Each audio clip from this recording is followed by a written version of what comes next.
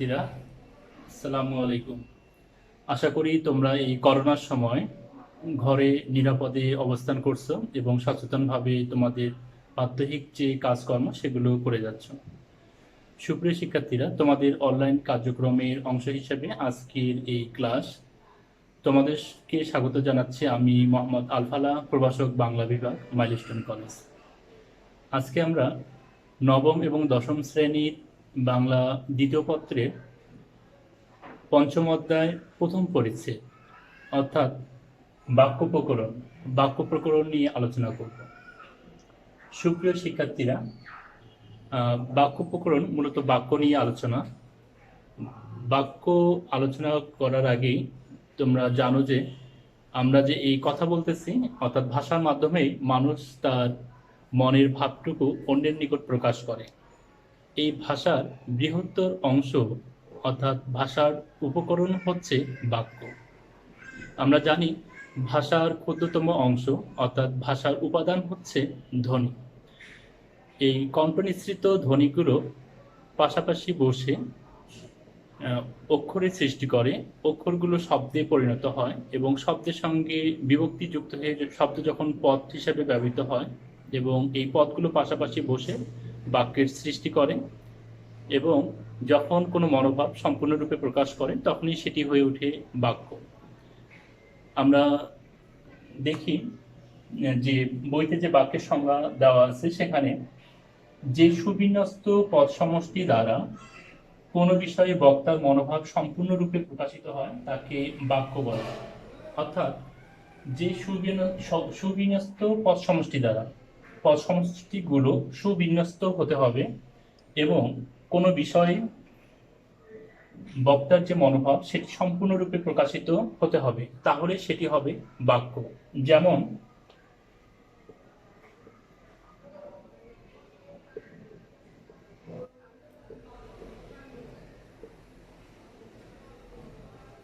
রহিম বই, রহিম বই, এটি কি বাক্য? এটি বাক্য না, কেননা এখানে সম্পূর্ণভাবে মনোভাব প্রকাশ করতেছে না। তাহলে আমরা কি লিখতে পারি? রহিম বই পড়ে। তাহলে সম্পূর্ণ মনোভাব প্রকাশ করতেছে। কতগুলো পদ সমষ্টি পাশাপাশি বসে বক্তার যখন মনোভাব সম্পূর্ণরূপে প্রকাশ করতেছে তখনই সেটি হচ্ছে বাক্য। অর্থাৎ এছাড়াও আমরা বলতে পারি ছেলেরা ফুটবল খেলছে, শিক্ষক ছাত্রদের পড়াচ্ছেন। আচ্ছা, এগুলোই হচ্ছে বাক্য। অর্থাৎ আমরা যে কথা বলতেছি অর্থাৎ পাশাপাশি পদসমষ্টিগুলো বসে মনোভাব সম্পূর্ণ প্রকাশ করতেছি, সেটি হচ্ছে বাক্য। একটি সার্থক বাক্যে 3টি গুণ বা বৈশিষ্ট্য থাকা দরকার। তাহলে দেখি আমরা সেই 3টি বৈশিষ্ট্য বা গুণ কি।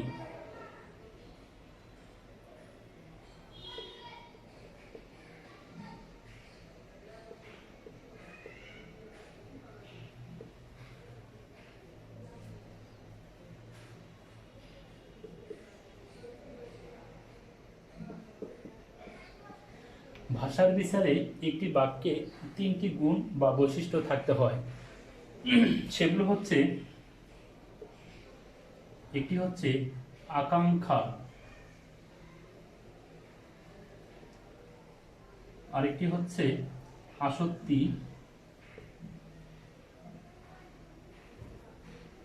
আরেকটি হচ্ছে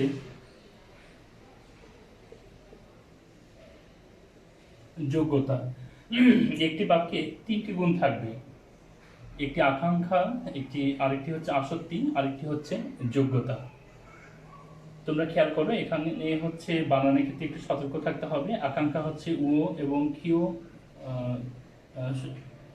ইউর সঙ্গে সংযুক্ত কিউ এবং আকার, এবং আসক্তি হচ্ছে ত সংযুক্ত ত। তাহলে এই আকাঙ্ক্ষা কি? আকাঙ্ক্ষা হচ্ছে বাক্যে কতগুলো পদ শোনার পরে আরো যদি কোনো পদ শোনার ইচ্ছা বা বাসনা জাগে, সেটি হচ্ছে আকাঙ্ক্ষা। তাহলে আকাঙ্ক্ষা হচ্ছে ইচ্ছা বা বাসনা। আমরা যদি বলি ঢাকা বাংলাদেশে, এটি কি বাক্য? ঢাকা বাংলাদেশে।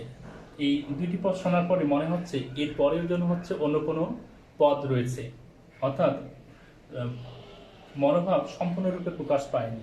এই যে সম্পূর্ণরূপে প্রকাশ পাওয়ার জন্য কতগুলো পদ শোনার পরে যদি আরও কোনো এক বা একাধিক পদ শোনার ইচ্ছা থাকে, সেটিই হচ্ছে আকাঙ্ক্ষা। তাহলে কি হবে? ঢাকা বাংলাদেশে রাজধানী।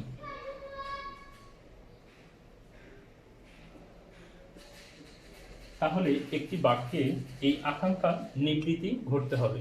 এরকম বাংলাদেশ নদীমাতৃক, তাহলে কি হবে? অর্থাৎ ইচ্ছা বা বাসনা জাগতেছে যে এরপরে কি, অর্থাৎ বাংলাদেশ নদীমাতৃক দেশ।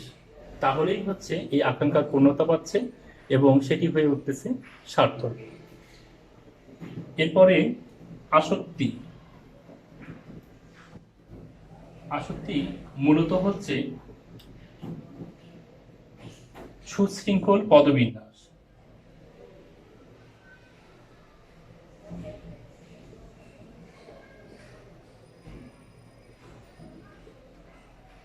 অর্থাৎ পদগুলো আমরা যখন বাক্য তৈরি করি, অর্থাৎ কথা বলি, ভাষায় রূপান্তর হয়, তখন যে পদের পর যে পদগুলো থাকা দরকার, এই যে সাজানোর যে প্রক্রিয়া, অর্থাৎ সুশৃঙ্খল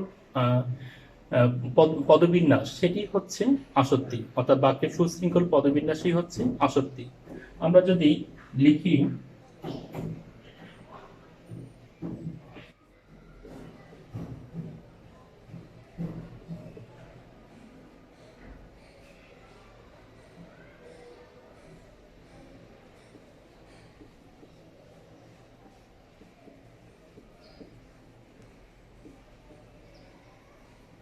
তোমরা খেয়াল করো, আমি একটি বাক্য লিখেছি যে শেরে বাংলা মহান ছিলেন নেতা। অর্থাৎ এখানে একটু যেন মনে হচ্ছে যে অর্থর ক্ষেত্রে একটু বাধাপ্রাপ্ত হচ্ছে। এখানে যদি আমরা লিখি যে শেরে বাংলা মহান নেতা ছিলেন, তাহলে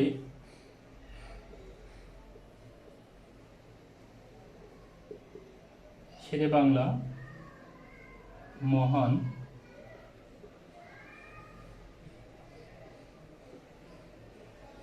নেতা ছিলেন, তাহলে হচ্ছে আমরা সম্পূর্ণভাবে এটা বাধাপ্রাপ্ত হচ্ছে না, অর্থাৎ মনের যে ভাব সেটি একটি সম্পূর্ণরূপে প্রকাশ পাচ্ছে। তাহলে সেটি হচ্ছে, অর্থাৎ যে পদের পরে হচ্ছে যে পদ বসানো দরকার, এই যে সুশৃঙ্খল পদবিন্যাস, এটি হচ্ছে আসক্তি। অর্থাৎ উপরের বাক্যে একই পদগুলো ছিল, কিন্তু একটুখানি এলোমেলোর কারণে ভাবটি, মনের ভাবটি বাধাগ্রস্ত হচ্ছে। এই জন্যই এই যে মনের ভাব প্রকাশ করার জন্য সুশৃঙ্খল পদবিন্যাসই হচ্ছে আসক্তি। এরপরে আমরা দেখব যোগ্যতা।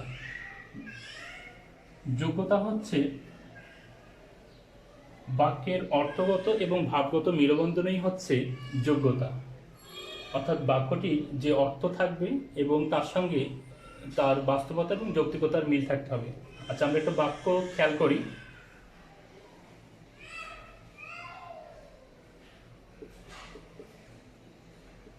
হাতি আকাশে উড়ে। আচ্ছা, হাতি কখনো আকাশে উড়ে? সে এত বড় শরীর নিয়ে উঠতে পারে? পারে না। আমরা কখনোই হাতিকে দেখিনি যে সে আকাশে উঠতেছিল। তাহলে বাক্যটি হচ্ছে একদিক থেকে হচ্ছে আকাঙ্ক্ষার পূর্ণতা রয়েছে, অর্থাৎ সম্পূর্ণ যতগুলো পদ দরকার প্রতিটি পদ রয়েছে। অন্যদিকে যে পদ বসানোর পরে, অর্থাৎ এর পদবিন্যাসও হচ্ছে সঠিক রয়েছে, অর্থাৎ আসক্তি রয়েছে, কিন্তু এখানে যোগ্যতা নেই। অর্থাৎ এখানে হাতি কখনো আকাশে উঠতে পারে না। আমরা যদি বলি যে পাখি আকাশে উড়ে, তাহলে এটি হচ্ছে যোগ্যতা সম্পন্ন বাক্য।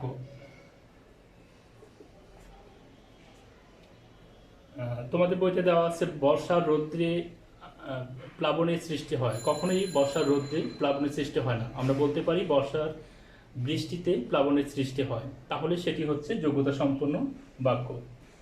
সুপ্রিয় শিক্ষার্থীরা, তাহলে হচ্ছে একটি বাক্যে তিনটি গুণ থাকা দরকার: আকাঙ্ক্ষা, আসক্তি এবং যোগ্যতা। আমরা এরপর যোগ্যতার যে আরো 6টি বৈশিষ্ট্য রয়েছে শব্দের যোগ্যতা, সেটি নিয়ে আলোচনা করব। সুপ্রিয় শিক্ষার্থী, শব্দের যোগ্যতার সঙ্গে নিম্নলিখিত বিষয়গুলো জড়িত, অর্থাৎ আমরা তোমাদের বইতে 6টি বিষয় পাবো, সে 6টি বিষয় হচ্ছে শব্দের যোগ্যতার সঙ্গে জড়িত। একটি হচ্ছে রীতিসিদ্ধ অর্থবাচকতা। রীতিসিদ্ধ অর্থবাচকতা হচ্ছে যে তোমাদের বইতে দেওয়া যে কিছু শব্দ রয়েছে প্রকৃতি প্রত্যয়জাত শব্দ, সেগুলো তার প্রকৃতি প্রত্যয়ের অর্থ বহন না করে অন্য কোনো আর কি বিশেষ অর্থ প্রকাশ করে, তখনই সেটি হচ্ছে রীতিসিদ্ধ অর্থবাচকতা। যেমন একটি শব্দ বাধিত, এটি প্রকৃতি প্রত্যয় হচ্ছে বাহ্য ইত, যার অর্থ হচ্ছে বাধাপ্রাপ্ত। কিন্তু আমরা এই প্রকৃতি প্রত্যয়ের যে অর্থ এটি প্রকাশ করি না, অর্থাৎ এটি গ্রহণ না করে আমরা গ্রহণ করি হচ্ছে অনুগৃহীত বা কৃতজ্ঞ।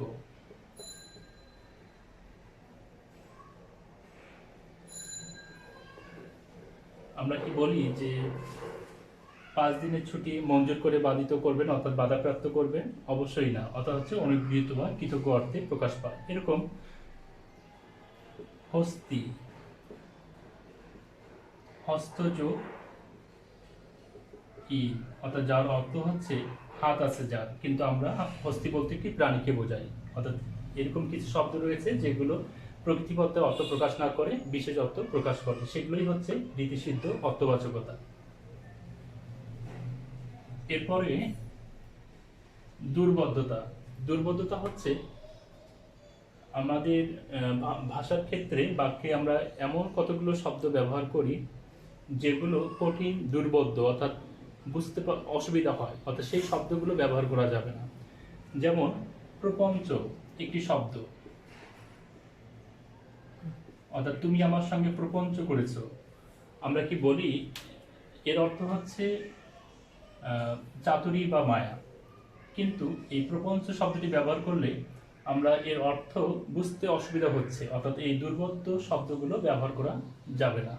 এরকম আরেকটি শব্দ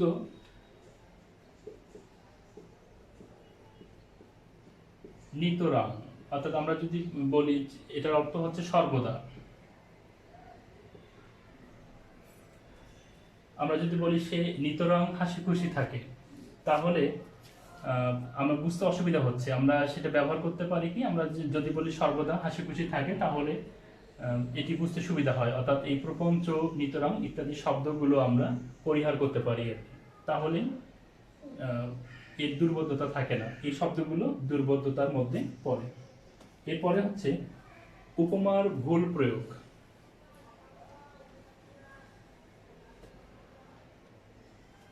উপমার ভুল প্রয়োগ, অর্থাৎ উপমা সঠিকভাবে ব্যবহার করতে হবে, কখনোই এর ভুল প্রয়োগ করা যাবে না। যেমন আমার হৃদয় মন্দিরে আশার বীজ উক্ত হলো। আমার হৃদয় মন্দিরে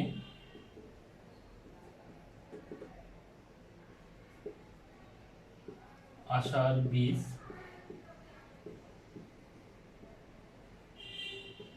উক্ত হলো। আচ্ছা, বীজ ক্ষেতে বপন করা হয়, ক্ষেতে বা ক্ষেত্রে বপন করা হয়, কখনো মন্দিরে নয়। এই জন্যই এই উপমাটি হওয়া উচিত ছিল হচ্ছে আমার হৃদয়ের ক্ষেত্রে আশার বীজ উক্ত হলো।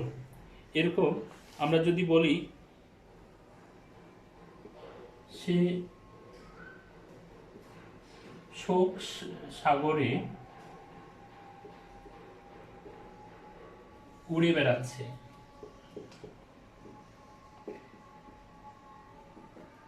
সাগরে, সে শোক সাগরে উড়ে বেড়াচ্ছে, তাহলে কেমন হয়? অর্থাৎ সাগরে কি উড়ে বেড়ায়? উড়ে বেড়ায় না। আমরা বলতে পারি সে শোক সাগরে নিমজ্জিত হয়েছে।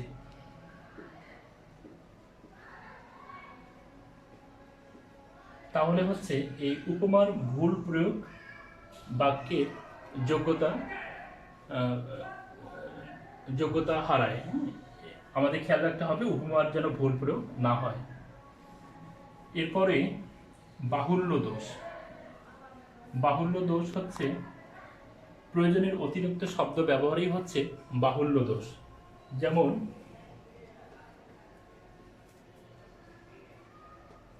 সব আলেমগণ, একটি বাক্যে যদি আমরা ব্যবহার করি যে দেশের সব আলেমগণই সবাই উপস্থিত, তাহলে এখানে সব হচ্ছে বহুবচন বাচক শব্দ, এখানে গণ হচ্ছে বহুবচন বাচক শব্দ, অর্থাৎ সব দিয়েও বহুবচন বোঝাচ্ছে এবং গণ দিয়েও, অর্থাৎ যদি আমরা সব বাদ দিই আলেমগণ দিয়ে সবাইকে বোঝাচ্ছে, এবং গণ বাদ দিলেও হচ্ছে সব আলেম দিয়ে সবাইকে বোঝাচ্ছে, অর্থাৎ আমাদের বহুবচনে এই অতিরিক্ত অর্থাৎ দুইটি বহুবচন বাচক শব্দ ব্যবহার করব না। এরকম আমরা দেখি যে অনুষ্ঠান চলাকালীন সময়,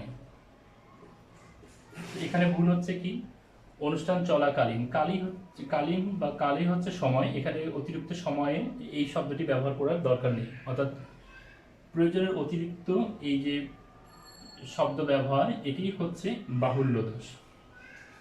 সুপ্রিয় শিক্ষার্থী, এরপরে হচ্ছে বাগধারার শব্দ পরিবর্তন। আমরা জানি যে বাগধারা হচ্ছে ভাষার ঐতিহ্য, তো সেক্ষেত্রে বাগধারার শব্দগুলো পরিবর্তন করা যাবে না। যেমন একটি শব্দ অরণ্যে রোদন, এর অর্থ হচ্ছে নিষ্ফল আবেদন। অরণ্য মানে বন, রোদন মানে কান্না, অর্থাৎ বনের ক্রন্দন, অবশ্যই সেটি হচ্ছে নিষ্ফল আবেদন। তো আমরা অরণ্যের রোদনের শব্দের জায়গায় আমরা বনে ক্রন্দন ব্যবহার করতে পারি না। এরকম অকাল কুষ্মাণ্ড, অর্থাৎ আমরা জানি যে অকাল কুষ্মাণ্ড অর্থাৎ অপদার্থ, তো এখানে আমরা বলতে পারি না অকাল কুমড়া, এটা আর কি বলতে পারি না, অর্থাৎ বাগধারার শব্দ পরিবর্তন করতে পারি না, তাহলে তার যোগ্যতা হারাবে। গুরুচণ্ডালী দোষ, গুরুচণ্ডালী দোষ হচ্ছে তৎসম শব্দের সঙ্গে দেশি শব্দ এবং সাধুরীতির সঙ্গে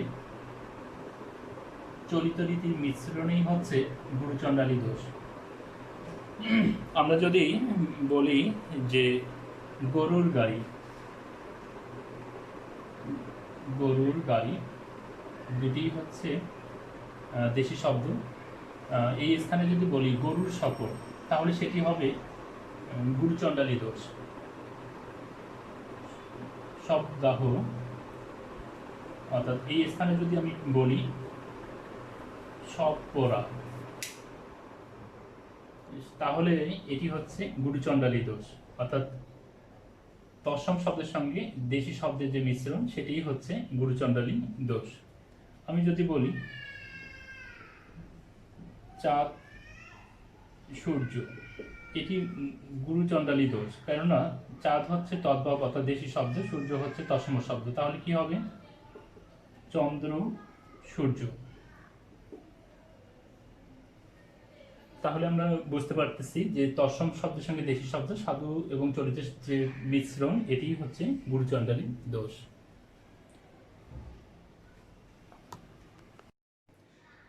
সুপ্রিয় শিক্ষার্থীরা, আমরা খেয়াল করব যে বাক্যের দুটি অংশ, প্রতিটি বাক্যের দুটি অংশ থাকে, একটি হচ্ছে উদ্দেশ্য আর একটি হচ্ছে বিধেয়। এখানে মিনা বই পড়ছে, মিনা হচ্ছে উদ্দেশ্য, বই পড়ছে হচ্ছে বিধেয়, অর্থাৎ বাক্যের যাকে উদ্দেশ্য করে কোনো কিছু বলা হয় সেটিই হচ্ছে উদ্দেশ্য, অর্থাৎ কর্তা মাত্রই হচ্ছে উদ্দেশ্য, বাক্যের যে অংশ কর্তা থাকে সেটি হচ্ছে উদ্দেশ্য। এখানে মিনা হচ্ছে উদ্দেশ্য অর্থাৎ কর্তা, এবং ক্রিয়া ক্রিয়া এবং কর্ম এই দুটি অংশই হচ্ছে বিধেয়। এরপরে বাক্য রবীন্দ্রনাথ ঠাকুর গীতাঞ্জলি লিখেছেন, এখানে রবীন্দ্রনাথ হচ্ছে উদ্দেশ্য অর্থাৎ কর্তা হচ্ছে উদ্দেশ্য, এবং লিখেছেন এটি হচ্ছে বিধেয়, এবং এর সঙ্গে কর্ম থাকতে পারে সামনে। সুপ্রিয় শিক্ষার্থীরা, আমরা একটি মাত্র কর্তা যখন উদ্দেশ্য হয় সেটি হচ্ছে সরল উদ্দেশ্য, এবং এই উদ্দেশ্যের সামনে অন্য কোনো বিশেষণ যোগে যদি একটি বড় উদ্দেশ্য হয় তাহলে সেটি হচ্ছে সম্প্রসারিত উদ্দেশ্য। আমরা যদি বলি বিশ্বকবি রবীন্দ্রনাথ ঠাকুর গীতাঞ্জলি লিখেছেন, তাহলে এটি হচ্ছে সম্প্রসারণ। বিশ্বকবি হচ্ছে সম্প্রসারণ। আমরা উদ্দেশ্যের সম্প্রসারণ পাচ্ছি, আমরা এভাবে বিধেয়ের সম্প্রসারণ করতে পারি। যেমন রবীন্দ্রনাথ ঠাকুর, বিশ্বকবি রবীন্দ্রনাথ ঠাকুর বিশ্ববিখ্যাত কাব্যগ্রন্থ গীতাঞ্জলি লিখেছেন, তাহলে এই অংশটি হচ্ছে সম্প্রসারণ, এটি হচ্ছে বিধেয়ের সম্প্রসারণ। সুপ্রিয় শিক্ষার্থীরা, তোমরা খেয়াল করবে তোমাদের বইতে কিছু বাক্য দেওয়া ছিল যেগুলোতে উদ্দেশ্যের সম্প্রসারণ দেওয়া, যেমন দস্যু দল ধরা পড়েছে। এখানে দস্যু দলের সামনে যদি আমরা শব্দ ব্যবহার করি কুখ্যাত দস্যু দল, তাহলে এই কুখ্যাত হচ্ছে উদ্দেশ্যের সম্প্রসারণ, তবে কি যোগে? এটি একটি বিশেষণ, অর্থাৎ বিশেষণ যোগে। এরপর ভাই এসেছে, এটি হচ্ছে উদ্দেশ্য কর্তা, এসেছে হচ্ছে বিধেয়। আমরা যদি বলি হাসিমের ভাই, তাহলে হাসিমের হচ্ছে, এটি হচ্ছে সম্বন্ধ পদ যোগে, সম্বন্ধ পদ যোগে এটি হচ্ছে উদ্দেশ্যের সম্প্রসারণ। একটি বাক্য তারাই উন্নতি করে, তারাই হচ্ছে উদ্দেশ্য, উন্নতি করে এটি হচ্ছে বিধেয়। যদি বলি যারা অত্যন্ত পরিশ্রমী, তাহলে এটি হচ্ছে সমার্থক বাক্যাংশ যোগে, অর্থাৎ এই উদ্দেশ্যের সমার্থক বাক্যাংশ যোগে এটি হচ্ছে উদ্দেশ্যের সম্প্রসারণ। বড় সাহেব থাকেন, বড় সাহেব হচ্ছে উদ্দেশ্য, চাটুকার পরিবৃত্ত হয়েই অসমাপিকা ক্রিয়া, অর্থাৎ এখানে, এবং এটা একটি বৈশিষ্ট্য বা গুণ বোঝাচ্ছে, অর্থাৎ অসমাপিকা ক্রিয়া বিশেষণ যোগে এই উদ্দেশ্যের সম্প্রসারণ। তিনি এসেছেন, তিনি হচ্ছে এখানে উদ্দেশ্য, অর্থাৎ যার কথা তোমরা বলে থাকো, এটি হচ্ছে একটি বাক্যাংশ, বিশেষণ স্থানীয় বাক্যাংশ যোগে এই উদ্দেশ্যের সম্প্রসারণ। আমরা এরপরে বিধেয়ের যে সম্প্রসারণ হয় সেটি দেখব। সুপ্রিয় শিক্ষার্থীরা, আমরা উদ্দেশ্যের সম্প্রসারণ দেখেছি, এখন হচ্ছে বিধেয়ের সম্প্রসারণ, অর্থাৎ বিধেয়কে সম্প্রসারিত করে যে শব্দগুলো দিয়ে, সেগুলো হচ্ছে বিধেয়ের সম্প্রসারণ। যেমন ঘোড়া চলে, এটি বাক্য। যদি বলি ঘোড়া দ্রুত চলে, তাহলে এই দ্রুত অংশটি হচ্ছে সম্প্রসারণ। কার সম্প্রসারণ? বিধেয়ের সম্প্রসারণ। তবে কোন শব্দ যোগে? এটি হচ্ছে ক্রিয়া বিশেষণ, অর্থাৎ একটি বিশেষণ, এই বিশেষণটি হচ্ছে ক্রিয়া বিশেষণ যোগে বিধেয়ের সম্প্রসারণ। জেট বিমান চলে, জেট বিমান উদ্দেশ্য, চলে হচ্ছে বিধেয়।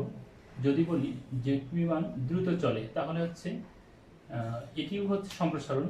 এবং যদি বলা হয় অতিশয় দ্রুত চলে, তাহলে এটি হচ্ছে ক্রিয়া বিশেষণীয় বিশেষণ যোগে সম্প্রসারণ। এরপরে ভুবনের ঘাটে ঘাটে ভাসিছে, ভুবনের হচ্ছে উদ্দেশ্য, ভাসিছে হচ্ছে বিধেয়, ঘাটে ঘাটে, অর্থাৎ এখানে স্থান বোঝাচ্ছে, এজন্য এটি হচ্ছে কারকাদি যোগী। তিনি আসবেন, তিনি হচ্ছে উদ্দেশ্য, আসবেন হচ্ছে বিধেয়, তিনি যেভাবেই হোক আসবেন, তাহলে এই অংশটি হচ্ছে মূলত ক্রিয়া বিশেষণ স্থানীয় বাক্যাংশ যোগে, ক্রিয়া বিশেষণীয় স্থানীয় বাক্যাংশ যোগে এটি হচ্ছে বিধেয়ের সম্প্রসারণ। ইনি অন্তরঙ্গ বন্ধু হন, অর্থাৎ হন হচ্ছে এখানে বিধেয়। তো আমার বিশেষ অন্তরঙ্গ বন্ধু, অর্থাৎ আমার বিশেষ, এখানে হচ্ছে বিধেয় বিশেষণ যোগে বিধেয়ের সম্প্রসারণ। তাহলে আমরা পাচ্ছি যে উদ্দেশ্যের সম্প্রসারণ, উদ্দেশ্যের সামনে কোনো বিশেষণ নাদির শব্দ বা অতিরিক্ত শব্দ যোগ করে ব্যবহার করা হয়, এবং বিধেয়ের সামনে অতিরিক্ত তথ্য দেওয়া হয় আর কি, যে শব্দগুলো দিয়ে, সেটি হচ্ছে বিধেয়ের সম্প্রসারণ। সুপ্রিয় শিক্ষার্থীরা, আমরা এ পর্যায়ে গঠন অনুযায়ী বাক্যের প্রকারভেদ এটি নিয়ে আলোচনা করব। গঠন অনুযায়ী বাক্য হচ্ছে তিন প্রকার। একটি হচ্ছে সরল বাক্য, অন্যটি মিশ্র বা জটিল বাক্য, আরেকটি হচ্ছে যৌগিক বাক্য। সরল বাক্য, যে বাক্যে একটি মাত্র কর্তা বা উদ্দেশ্য এবং একটি মাত্র সমাপিকা ক্রিয়া অর্থাৎ বিধেয় থাকে, তাকেই সরল বাক্য বলে। যেমন তামিম ক্রিকেট খেলছে, তামিম হচ্ছে কর্তা অর্থাৎ উদ্দেশ্য, এবং ক্রিকেট খেলছে অর্থাৎ এখানে এই অংশটি হচ্ছে বিদেহ, অর্থাৎ বিদেহ হচ্ছে কর্ম এবং ক্রিয়া নিয়ে হচ্ছে বিদেহ, অর্থাৎ ক্রিয়া হচ্ছে মূলত বিদেহ, সমাপিকা ক্রিয়া অংশটি বিদেহ এবং বিদেহের মধ্যে কর্ম থাকে।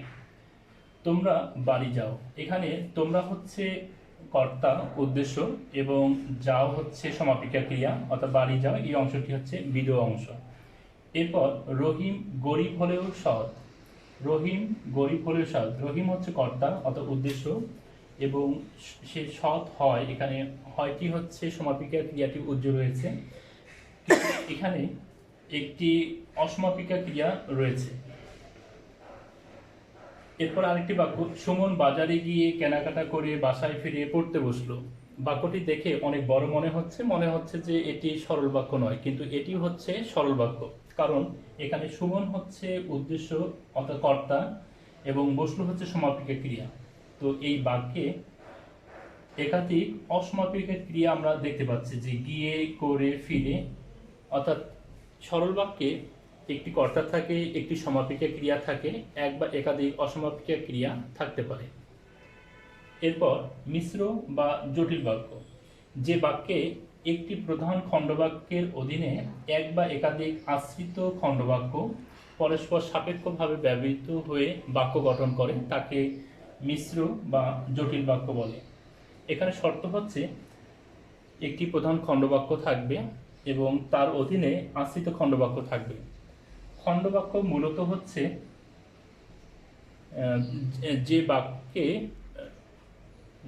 যে বাক্যে কর্তা থাকে, সমাপিকা ক্রিয়া থাকে, কিন্তু বাক্যটি স্বয়ংসম্পূর্ণ নয় এবং অন্যের আশ্রয় গ্রহণ করে তবেই হচ্ছে এর পূর্ণতা পায়। যেমন যে পরিশ্রম করে সেই সুখ লাভ করে, এখানে যে পরিশ্রম করে সেই সুখ লাভ করে দুটি অংশ, একটি হচ্ছে প্রধান খণ্ডবাক্য আরেকটি হচ্ছে অপ্রধান খণ্ডবাক্য। আরেকটি বাক্য, যদিও রহিম গরিব তবুও সে সৎ, এটি হচ্ছে প্রধান খণ্ডবাক্য, যদিও রহিম গরিব এই অংশটি হচ্ছে অপ্রধান খণ্ডবাক্য। মূলত প্রধান খণ্ডবাক্য হচ্ছে সেটি যেটিকে আলাদাভাবে আমরা যদি তাকে বসাই, অর্থাৎ তাকে অর্থ করতে চাই, তাহলে সে হচ্ছে আলাদাভাবে স্বাধীন বাক্য, কিন্তু অপ্রধান বা আশ্রিত খণ্ডবাক্যটি আলাদাভাবে বসালেও হচ্ছে তার মধ্যে একটা আকাঙ্ক্ষা বা ইচ্ছা থেকে থাকে, এই কারণে সেটি হচ্ছে আশ্রিত খণ্ডবাক্য। এখানে যে পরিশ্রম করে মনে হচ্ছে তাহলে কি একটি ইচ্ছা বা হচ্ছে আকাঙ্ক্ষা কি থেকে থাকতেছে আর কি আমাদের মনে, এই জন্যই এই অংশটি হচ্ছে আশ্রিত খণ্ডবাক্য এবং সেই সুখ লাভ করে এই অংশটি হচ্ছে প্রধান খণ্ডবাক্য। মিশ্র বা জটিল বাক্যের শুরুতেই হচ্ছে যে, সে, যদি, তবু, যখন, তখন, যা, তা ইত্যাদি সাপেক্ষ সর্বনাম এবং হচ্ছে নিত্য সম্বন্ধীয় যে অব্যয়গুলো রয়েছে সেগুলোর মাধ্যমেই বাক্যটি গঠন করে। এরপর যৌগিক বাক্য, যে বাক্যে দুই বা ততোধিক সরল এবং মিশ্র বাক্য যুক্ত হয়ে, অর্থাৎ সংযোজক অব্যয় অর্থাৎ যোজকের মাধ্যমে যুক্ত হয়ে একটি বড় বাক্য গঠন করে, সেটিকেই হচ্ছে যৌগিক বাক্য বলে। যেমন এখানে, তিনি আমাকে 5টি টাকা দিলেন এবং বাড়ি যেতে বললেন। এখানে তিনি আমাকে 5টি টাকা দিলেন, বাড়ি যেতে বললেন দুটি আলাদা বাক্য, কিন্তু এবং সংযোজক অব্যয়টি দিয়ে একটি বড় বাক্য গঠন করছে। রহিম গরিব কিন্তু সৎ, এখানে কিন্তু অব্যয়টি যুক্ত হয়ে দুটি অংশকে এক করে একটি বড় বাক্য গঠন করেছে। যৌগিক বাক্যে এবং, কিংবা, অথবা, নতুবা, আর ইত্যাদি সংযোজক, বিয়োজক, সংকোচক যে অব্যয়গুলো আছে এগুলো যুক্ত করে একটি বড় বাক্য গঠন করে। তাহলে আমরা দেখেছি যে সরল, মিশ্র এবং যৌগিক বাক্য। তোমরা একটি উদাহরণ খেয়াল করবে যে রহিম গরিব হলেও সৎ, যদিও রহিম গরিব তবুও সে সৎ, রহিম গরিব কিন্তু সৎ। তিনটি বাক্যের অর্থ এক, কিন্তু গঠন অনুযায়ী গঠন হচ্ছে আলাদা। সুপ্রিয় শিক্ষার্থী, তোমাদের আজকের ক্লাস এই পর্যন্তই। তোমাদের কিছু বাড়ির কাজ দিচ্ছি, সেটি হচ্ছে বাক্য কাকে বলে, একটি সার্থক বাক্যের কয়টি গুণ আলোচনা করো। এটি নোট করবে তোমরা।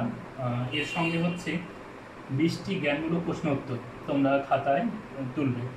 এগুলো তোমাদের শ্রেণী শিক্ষককে অবশ্যই নির্দিষ্ট সময়ের মধ্যে তোমরা জমা দিবে আশা করছি।